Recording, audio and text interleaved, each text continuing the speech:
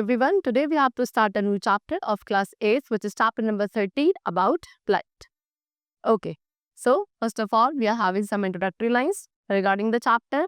The major reason behind the presence of life on Earth is the presence of light, and the major source of light is sun, but some other sources also provide light on Earth. Let's know in detail about light in this chapter.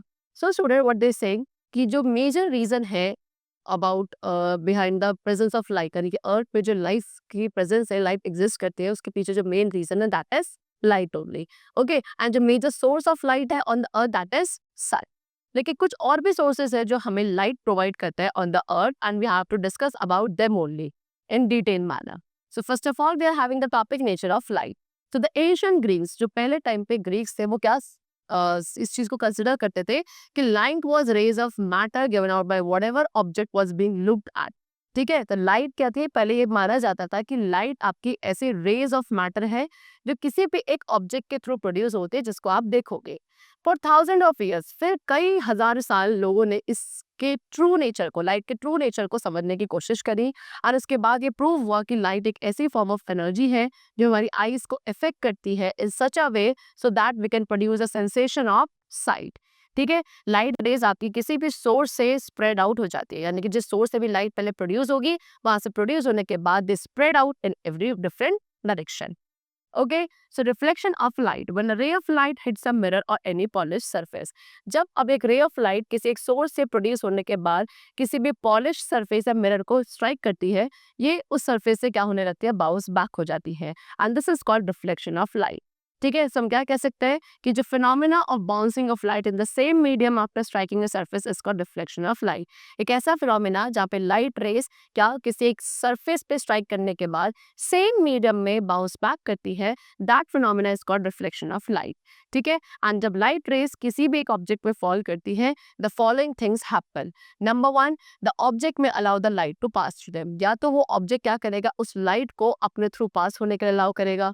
Secondly, the object में completely cut off the light, यानी कि object वो क्या कर सकता है, completely light को cut off कर सकता है, यानी कि उसको दूसरी तरफ पास नहीं होने देगा, उन लाइट रेस को एब्जॉर्ब कर लेगा. और थर्डली, द ऑब्जेक्ट में स्कैटर द लाइट, ऑब्जेक्ट उन लाइट को स्कैटर भी कर सकता है, एंड द ऑब्जेक्ट में reflect the light incident on it, या फिर उस ऑब्जेक्ट को लाइट क्या कर सकता है, जो लाइट रेस उस ऑब्जेक्ट के ऊपर फॉल कर रही है उनको रिफ्लेक्ट बैक भी कर सकता है. सो ये सारी कंडीशंस है जो हो सकती है एक लाइट रेस के किसी ऑब्जेक्ट को स्ट्राइक करने के बाद. वो डिपेंड करेगा on the nature of that particular object on which the incident rays are striking. Okay, चलो. So the light travelling in one medium, अब वो लाइट जो किसी एक मीडियम में ट्रैवल करती है, वो सेम मीडियम में वापस आती है एक सेकंड मीडियम को स्ट्राइक करने के बाद. ठीक है, उस लाइट रे को क्या कहा जाएगा, दैट दिस पर्टिकुलर लाइट रे इज बीइंग रिफ्लेक्टेड. एंड जो रिफ्लेक्शन है एक ऑब्जेक्ट का इन अ मिरर, वहां पे क्या होता है, इमेज का फॉर्मेशन होता है. सो types of reflection, so depending on the nature of the surface. अब सरफेस का नेचर कैसा है, इस फैक्टर के ऊपर डिपेंडेंट होकर यूजुअली दो टाइप्स के रिफ्लेक्शन होता है. Number one, regular reflection, and the other is diffused or irregular reflection. So first of all, we are having regular reflection. The light bounces off all kinds of substances, but we can see images of objects only from a highly polished surface. वैसे तो light जो है आपके almost हर तरीके के substance से bounce back कर सकती है, लेकिन आपको ऑब्जेक्ट्स की इमेजेस सिर्फ उन सरफेसेस पे देखने के लिए मिलती है जहाँ पे लाइट एक हाईली पॉलिश्ड सरफेस पे स्ट्राइक करी है. ठीक है, ऐसा क्यों, क्योंकि एक पॉलिश सरफेस जो है वो एक पैरेलल बीम ऑफ लाइट को रिफ्लेक्ट करता है सिर्फ एक डायरेक्शन में, लाइक दिस. सी ये सारी इंसिडेंट रे थी जो आपकी किसी एक सोर्स से प्रोड्यूस हुई, एंड जो आपका सरफेस था वो बिल्कुल प्लेन था, हाईली पॉलिश था. तो जितनी भी इंसिडेंट रे इसको सरफेस को स्ट्राइक करेंगे वो एक पैरेलल बीम में क्या होती है, रिफ्लेक्ट बैक होती है. ठीक है, एंड ऐसे रिफ्लेक्शन को क्या कहा जाता है, रेगुलर रिफ्लेक्शन कहा जाता है. Next we are having diffused और इरेगुलर रिफ्लेक्शन. सो ऐसा रिफ्लेक्शन जो एक रफ सरफेस से होता है दैट इज कॉल्ड डिफ्यूज्ड और इरेगुलर रिफ्लेक्शन. जैसे कि वॉल और अ पीस ऑफ वुड, यहाँ पे जो रेज ऑफ लाइट है वो डिफरेंट डायरेक्शंस में स्प्रेड हो जाती है, एंड इसी वजह से रिफ्लेक्टेड लाइट एक वाइड एरिया में स्प्रेड होती है. ऐसे रिफ्लेक्शन को डिफ्यूज्ड इरेगुलर रिफ्लेक्शन कहा जाता है, बिकॉज इस टाइप का रिफ्लेक्शन हम वेरियस ऑब्जेक्ट्स में देख सकते हैं which are around us. Okay, चलो. Next is the terms related to reflection of light. अब कुछ टर्म्स है जो रिफ्लेक्शन ऑफ लाइट के कॉन्सेप्ट से रिलेटेड है. Number one, incident ray. Incident ray कौन सी रे होती है, वो रे ऑफ लाइट जो किसी एक सोर्स से प्रोड्यूस होकर रिफ्लेक्टिंग सरफेस को स्ट्राइक करती है, that is called incident ray. Okay, next is reflected ray. Reflected रे वो रे ऑफ लाइट है जो स्ट्राइक करने के बाद बाउंस बैक करती है, रिटर्न बैक होती है, ठीक है। उस रे ऑफ लाइट को कहा जाता है क्या, रिफ्लेक्टेड रे, ठीक है। तो वो रे ऑफ लाइट जो इंसिडेंट रे थी, पहले स्ट्राइक करी रिफ्लेक्टिंग सरफेस को, स्ट्राइक करने के बाद क्या, रिफ्लेक्ट बैक हो जाएगी, वापस रिटर्न हो जाती है in the opposite direction and in the same medium, that is called reflected ray. Next we come to the point of incidence. Point of incidence reflecting surface का वो पॉइंट है जहाँ पे एक इंसिडेंट रे उस सरफेस को strike करती है, ठीक है, that is called point of incidence. Next is the normal and the at the point of incidence. अब नॉर्मल क्या होता है at the point of incidence? So एक लाइन है जिसको हम परपेंडिकुलर ड्रॉ करते हैं रिफ्लेक्टिंग सरफेस से to the point of incident, that is called normal ray. Next is angle of incidence. वो एंगल जो नॉर्मल और इंसिडेंट रे के बीच में बनता है at the point of incidence, that is called angle of incidence. And वो angle जो नॉर्मल और रिफ्लेक्टेड रे के बीच में बनता है at the point of incidence, that is called angle of reflection. Okay, now the next topic is laws of reflection. Reflection के क्या क्या लॉज है? So as I told you, light हमारी रेस के मूव में फॉर्म में travel करती है एंड कुछ लॉ को ओबे करती है when it strikes against a mirror. तो ये यहाँ पे कुछ कॉन्सेप्ट्स एंड एट्रीब्यूट्स है जो हमें समझने before going to the details of this laws. Number one, the first law of reflection. जो पहला लॉ है रिफ्लेक्शन, वो क्या कहता है कि incident ray, reflected ray and the normal ray at the point of incidence. Point of incidence पे ये तीनों ही ray, incident, normal and reflected, they all lie on the same plane. Okay, second law of reflection क्या कहता है कि जो angle of incidence है वो एंगल ऑफ रिफ्लेक्शन होता है at the point of incidence, ठीक है।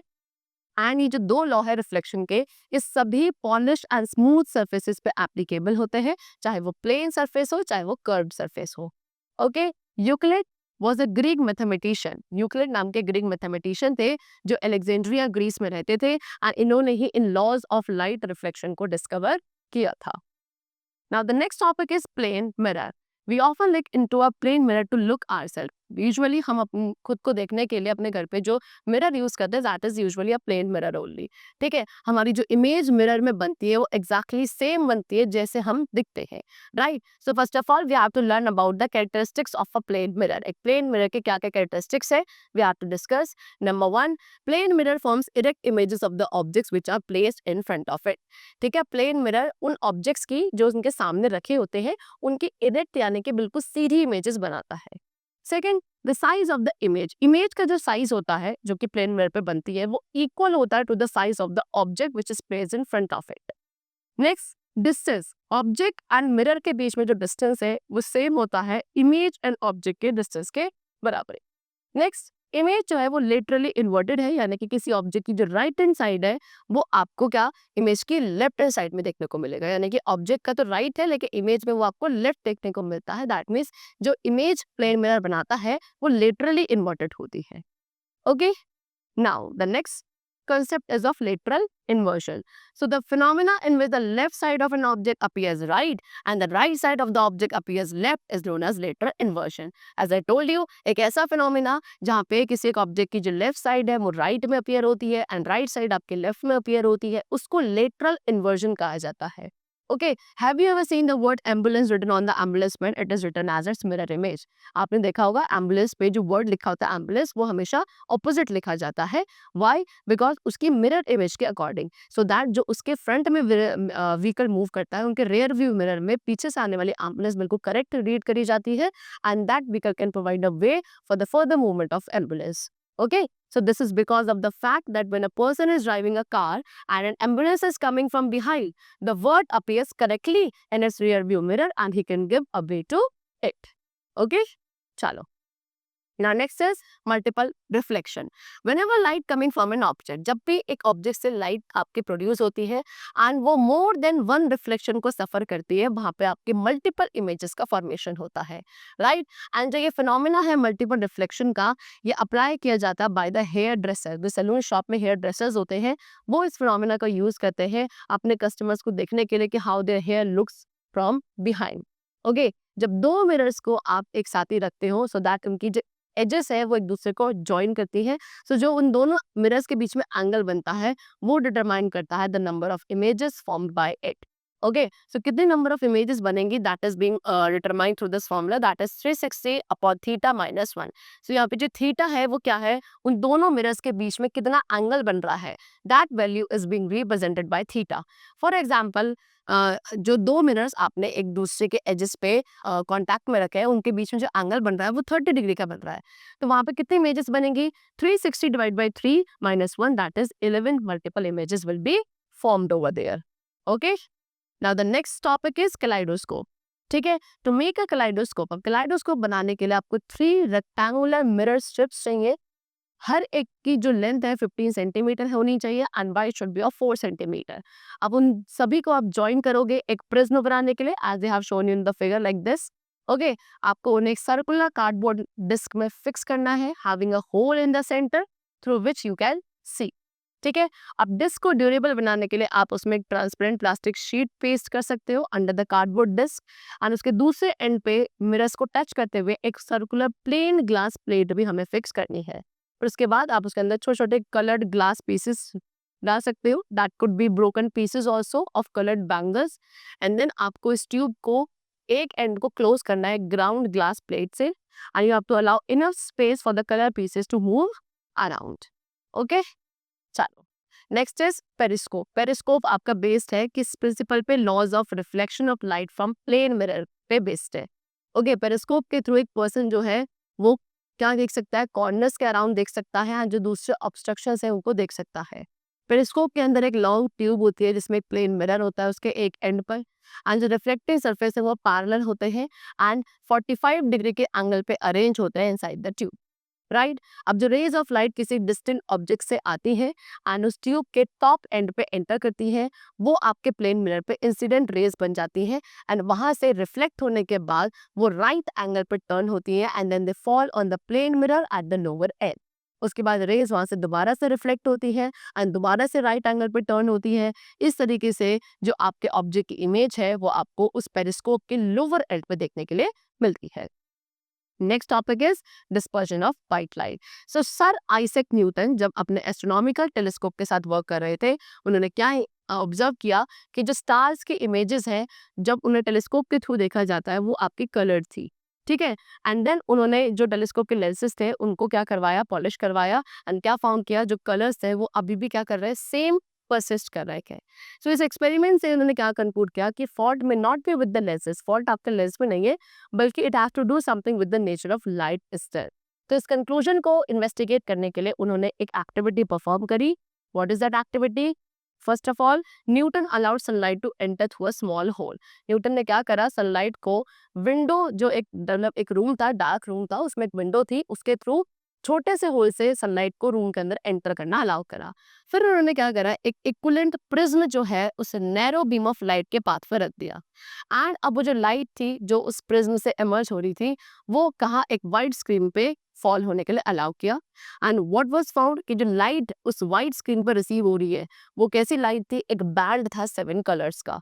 ठीक है, एंड वो जो कलर्स का ऑर्डर था from base of the prism, that was violet, indigo, blue, green, yellow, orange and red. ये जो ऑर्डर है कलर्स का, इसको आप इजीली रिमेंबर कर सकते हो एक वर्ड के through, that is called VIBGYOR. Okay, चल now, so the topic is recomposition of white light. अब व्हाइट लाइट को कैसे रिकम्पोज किया जाता है, तो न्यूटन ने उसके बाद 2 एग्जैक्ट सेम प्रिज्म लिए, एंड जो प्रिज्म थे वो सेम मटेरियल के थे, सेम एंगल के थे. अब उन्होंने क्या करा, व्हाइट लाइट को पास किया एक नैरो स्लिट के थ्रू, एंड उसको प्रिज्म पे फॉल होने के लिए अलाउ किया, सो दैट वहाँ पे उन्हें वो स्पेक्ट्रम मिल सके सेवन लाइट्स का ऑन दी वाइट स्क्रीन. फिर उन्होंने क्या करा, जो दूसरा प्रिज्म था उसको एक इन्वर्टेड पोजीशन में रखा लाइक दिस. यहाँ पे तो उन्हें व्हाइट लाइट का बैंड निकला. फिर जो उन्होंने उसकी जस्ट एडजेसेंट एक दूसरा प्रिज्म रखा but in a inverted position. ठीक है, अब उन्होंने क्या देखा कि जो कलर स्पेक्ट्रम था वो डिसअपियर हो गया, एंड उसके बाद आपको एक वाइट पैच ऑफ लाइट मिल रहा है सामने जो फ्रंट स्क्रीन है इन्वर्टेड प्रिज्म के ओवर देखा. ठीक है, तो जो रीजन था इस ऑब्जर्वेशन का वो क्या था कि जो सेकंड प्रिज्म था उसने उन डिस्पर्स कलर्स को क्या कर दिया, टर्न कर दिया towards the base through different angles, so that जो आपका प्रिज्म से इमर्ज होने वाली जो लाइट थी, जो इंसिडेंट थी आपके सेम पॉइंट पर, एंड जो कलर्स थे वो सारे रिजॉइंट हो गए, and then they form again the white light. Okay, so इस एक्सपेरिमेंट में जो प्रिज्म ए है वो आपका डिस्पर्सिंग प्रिज्म है, एंड प्रिज्म बी आपका रिकॉम्बिनेशन प्रिज्म है. Okay, so now they have given you some terms which are related to dispersion of light. Number one is dispersion of white light. So एक ऐसा phenomena जहाँ पे आपकी white light अपने 7 component colors में disperse हो जाती है, split हो जाती है, that is called dispersion of light. Next is spectrum. Spectrum क्या है? वो 7 कलर्स का बैंड जो आपको स्क्रीन पर ऑब्टेन हुआ जब व्हाइट लाइट आपके अपने 7 कलर्स में स्प्लिट हो गई, that band of 7 colours is known as spectrum of light. So spectrum आपका कब बनता है? जब व्हाइट लाइट आपके प्रिज्म के थ्रू पास होती है, एंड जब व्हाइट लाइट की स्प्लिटिंग होती है उसके कॉम्पोनेंट कलर्स में, they can be shown by the following diagram. So spectrum में आपको पता है कि जो वॉयलेट कलर है उसकी काफी हायर फ्रीक्वेंसी होती है as compare to other lights. And frequency क्या है? फ्रीक्वेंसी होती है नंबर ऑफ बेस, ठीक है, by a point each second. So ऐसी रेस जिनकी हाई फ्रीक्वेंसी होगी वो ज्यादा बेंट होती है उन रेस के कंपैरिजन में जिनकी फ्रीक्वेंसी लो होती है when they are reflected by a prism. ठीक है, so जब आप लाइट को पास करोगे एक प्रिज्म के थ्रू, वहाँ पर डिफरेंट कलर्स जो है लाइट के आपके बनते हैं of waves of different frequency.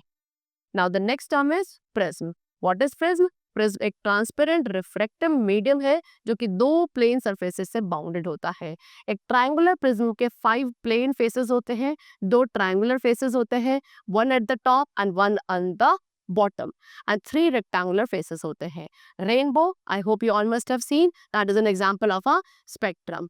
Okay, जो आपकी रेन की फॉलिंग ड्रॉपलेट्स होती हैं वो सन रेज को स्प्लिट कर देती हैं एंड एक स्पेक्ट्रम बनाती है which is called rainbow. Okay, so what is rainbow? Usually in the monsoon season हम क्या देखते हैं after the rain या फिर जब clouds होते हैं sky में with innumerable water droplets, एक curved band हमें 7 colors का sky में देखने के लिए मिलता है in the west direction during the evening. and ये जो band of color है इसका क्या कहते हो? Rainbow कहते हैं को. यहाँ पे white light का जो है एक dispersion होता है and it plays a very important role in the formation of rainbow. जो आपकी रेज होती है सनलाइट की वो वाटर ड्रॉपलेट्स के थ्रू क्या होती है? पास होती है, जो कि हमारे एयर में सस्पेंडेड होती हैं. एंड उसके बाद ये जो व्हाइट लाइट है या फिर बोलो तो सनलाइट है which is considered to be a white light, ये स्प्लिट हो जाती है into raise of 7 colour.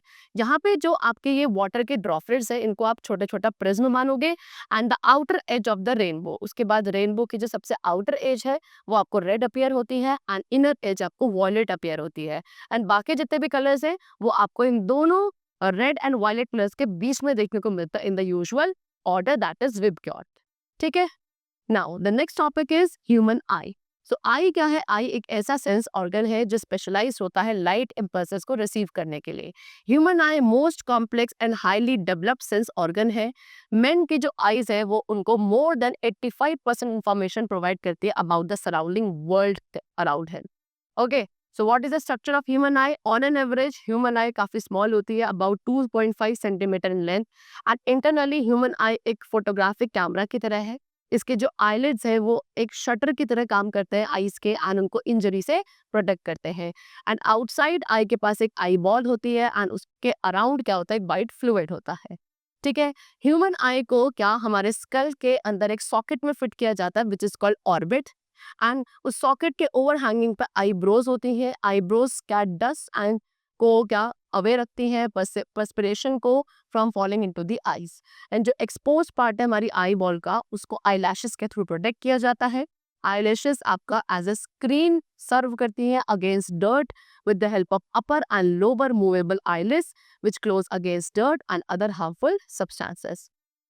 Now they have given you structure of the eyeball. So eyeball की जो आपकी thick wall है उसके अंदर 3 layers होती हैं, outer, middle and inner, जिसको आप sclera कहते हो.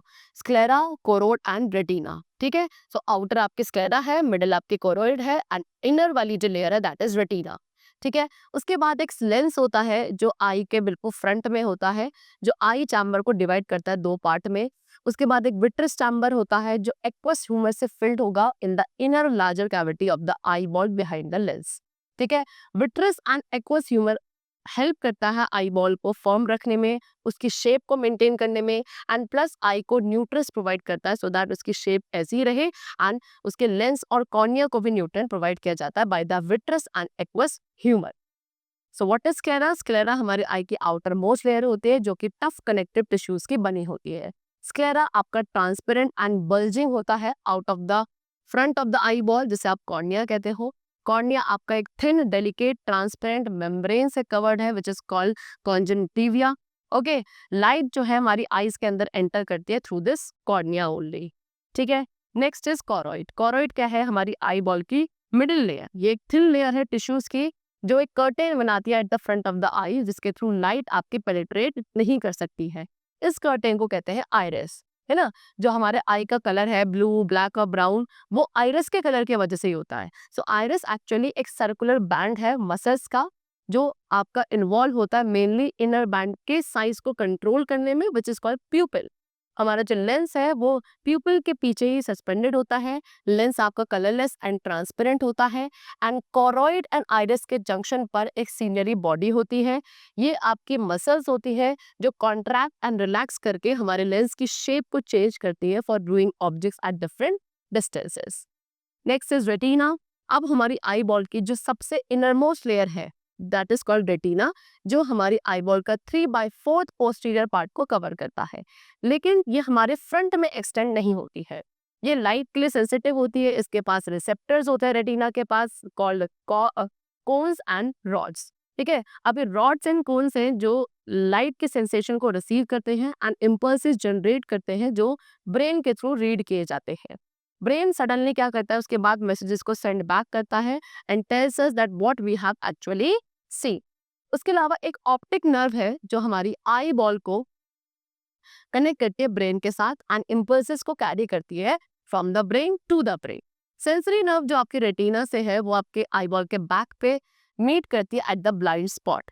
ब्लाइंड स्पॉट पे नर्व फाइबर्स ज्वाइन करते हैं, ऑप्टिक नर्व्स बनाते हैं एंड इस ब्लाइंड स्पॉट पे कोई भी रिसेप्टर्स नहीं होते हैं। दैट मीन्स व्हाट, अगर कोई भी लाइट आपके इस ब्लाइंड स्पॉट पे फॉल करती है तो कोई भी मैसेज जो है ब्रेन तक सेंड नहीं किया जाता। दैट मीन्स वो लाइट रेस जो आपके ब्लाइंड स्पॉट पे फॉल करेंगी उन लाइट रेस से कोई भी इमेज फॉर्मेशन नहीं होगा। Next, when light rays reach the eye, अब जब लाइट रेज जैसे आई तक रीच करती है तो जो लेंस आपके प्यूपिल के थ्रू पास होता है वो बेंड हो जाता है एंड एक इन्वर्टेड इमेज जो है रेटिना पे फोकस करी जाती है। उसके बाद रेटिना के जो रॉड एंड कोन सेल हैं वो इस इमेज को कन्वर्ट करते हैं एक इलेक्ट्रिकल इम्पल्स में, जिनको ऑप्टिक नर्व के थ्रू कैरी किया जाता है to the brain and brain इन इम्पल्सेस को इंटरप्रेट करके कॉम्प्रिहेंड करता है what we have seen. Okay, चलो, एक inverted real and diminished image जो है ऑब्जेक्ट की वो आपके रेटिना पे बनती है। ये इमेज आपकी परमानेंट होती है एंड रेटिना को अगेन एंड अगेन यूज किया जाता है for forming different images. Now next is power of accommodation.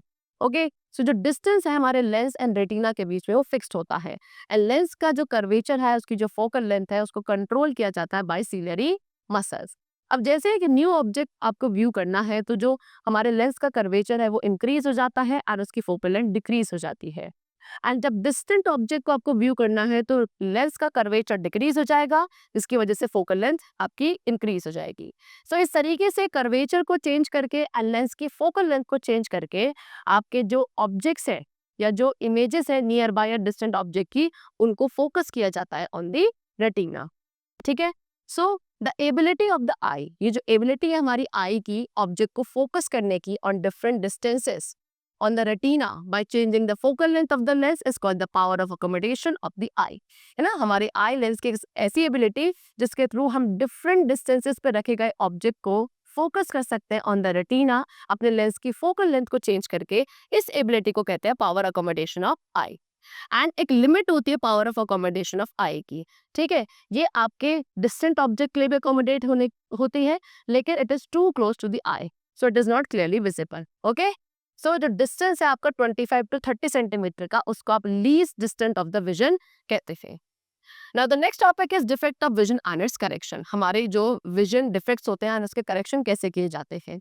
तो कभी कभी हमारा जो आई लेंस है वो क्लाउडी एंड ओपेक हो जाता है कंडीशन की वजह से, जिसे आप बोलते हो कैटरेक्ट, ठीक है। एंड जो कॉमन डिजीज है वो क्या होती है कि आपका जो विजन है वो ब्लर होने लगता है, डिम होने लगता है। कुछ केसेस में आपको क्या डबल या नो विजन भी हो सकता है एंड यहाँ पे करेक्टिव ग्लासेस या कॉन्टैक्ट ग्लासेस का यूज करके आप इन माइनर केसेस ऑफ कैटरेक्ट को रेक्टिफाई कर सकते हैं। उसके बाद लेजर रे या इवन सर्जिकल ऑपरेशंस भी हैं जो इन मेजर वंस को क्या ट्रीट कर सकते हैं एंड आज के टाइम पे इंट्राक्यूलर लेंसेज हैं जो इम्प्लांट कर दिए जाते हैं विजन को इम्प्रूव करने के लिए। उसके अलावा कुछ और major types of defect of vision है to the human eye. Number 1, myopia which is also called short sightedness.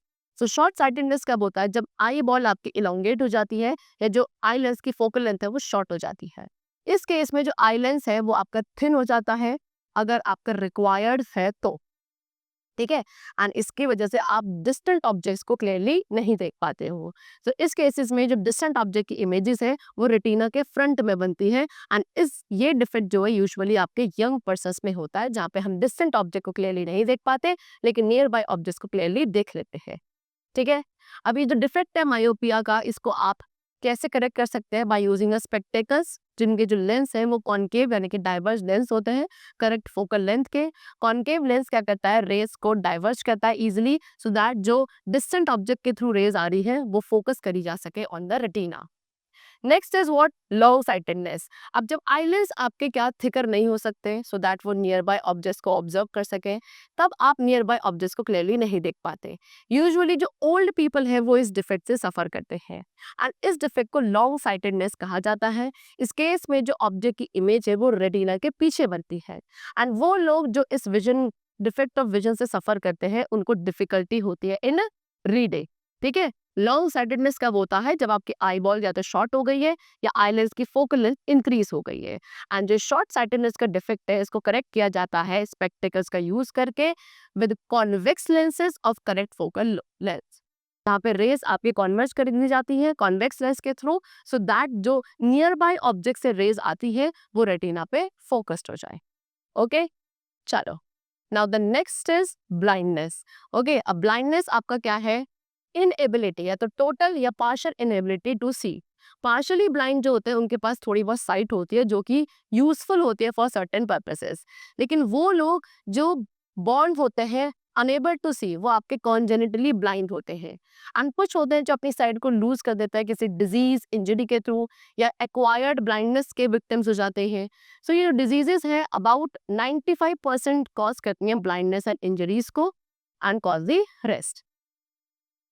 तो special care for visually challenge, तो विजुअली चैलेंज के लिए कुछ स्पेशल केयर होती है। सो एक विजुअली चैलेंज पर्सन को कैटेगराइज किया जाता है एक ऐसा पर्सन जिसके पास जो विजन लॉस हो चुका है इतनी डिग्री तक कि उन्हें एक्सटर्नल असिस्टेंट की रिक्वायरमेंट है अपने डे टू डे वर्क करने के लिए। So for that we have some major, that is Louis Braille. Louis Braille कौन थे? एक 15 ईयर का ओल्ड ब्लाइंड फ्रेंच स्टूडेंट थे जिन्होंने एक रेज्ड डॉट रीडिंग सिस्टम को डेवलप किया इन 1824। ये आइडिया उनको कब आया? जब उन्होंने डॉट कोड पंच किए एक कार्डबोर्ड पर, जो कि क्या करते थे, चार्ल्स बेबल कैप्टन यूज करते थे to send messages to his soldiers at night. इसके थ्रू उन्होंने इस सिस्टम को डेवलप किया। तो उन्होंने क्या करा, एक कोड है स्मॉल रेस डॉट का, उसको इन्वेंट किया पेपर पर सो दैट उसको touch touch sense of touch के थ्रू फील किया जा सके। उसके साथ उन्होंने Braille system of printing and writing को भी इन्वेंट किया for the blind people. And at the age of 3, इनकी वो 3 साल के थे जब उन्होंने अपने विजन को लॉस कर दिया एक सीरियस इन्फेक्शन के थ्रू। वो रॉयल इंस्टीट्यूशन में गए ब्लाइंड यूथ के लिए, जहाँ पे वो सिर्फ 10 साल के थे तब। Braille was good in music and science. Okay, वो उस इंस्टीट्यूट में रहे एज अ टीचर। वहाँ पे उन्होंने एक सिस्टम डेवलप किया ऑफ रीडिंग। ओके, एंड उसने क्या, रेज डॉट ऑन पेपर को भी यूटिलाइज किया फॉर लेटर्स। फिर 1829 में ब्रेली ने एक डॉट सिस्टम बेसिस को पब्लिश किया on a cell of 6 dot and 63 possible arrangement of the dot से ब्रेली ने एक अल्फाबेट डिवाइस किया, punctuation mark, numerals and notation for music. And एक लॉन्ग स्ट्रक्चर के बाद जो ब्रेली कोड थे उन्होंने यूनिवर्सल एक्सेप्टेंस को बॉर्न किया for all the world languages and mathematics, science, computer, notation. एक विजुअली हैंडिकैप पर्सन को क्या, ये प्रोजेक्शंस को सिखाया जाता है कि वो अपने फिंगर्स का यूज करके हर एक लेटर को रिकॉग्नाइज कर सकते हैं एंड इस तरीके से वो पर्सन क्या कर सकता है, he is able to read books which is printed in Braille. ठीक है, आप ब्रेली पे लिख भी सकते हो ऑन अ 6 की machine which is called Braille lighter, या फिर एक स्टाइलस के through on a small machine plastic slate. Okay, चलो. So the chapter is completed. I hope you all have understood the chapter very clearly. Let's meet very soon. Till then, take care and thanks to all.